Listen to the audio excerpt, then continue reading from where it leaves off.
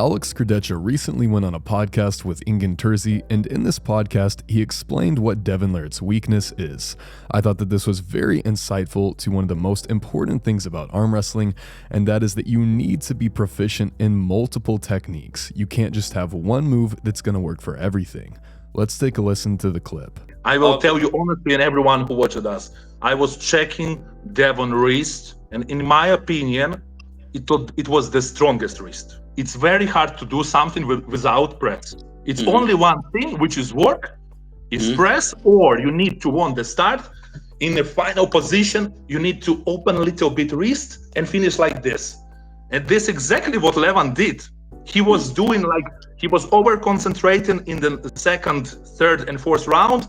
He was doing like this, and here in the final, he does like this little bit. And it was the perfect way. So in this clip, Alex explains exactly why Levon was able to beat Devon so easily in rounds 2 through 4 as compared to round 1, where he seemed to struggle a lot more.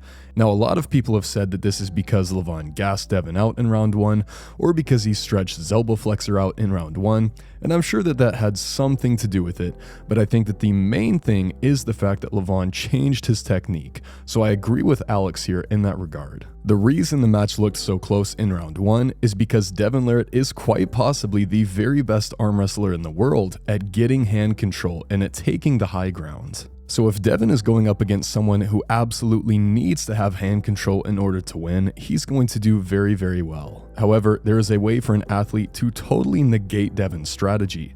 All that they have to do is be comfortable with pulling without their wrist. This will instantly give them access to their arm power, and in Levon's case, his arm power is far greater than that of Devon LARRATT. A lot of people don't think about it in this way, but in arm wrestling, really there are two ways to access your arm power. One way to access your arm power is by bending your wrist.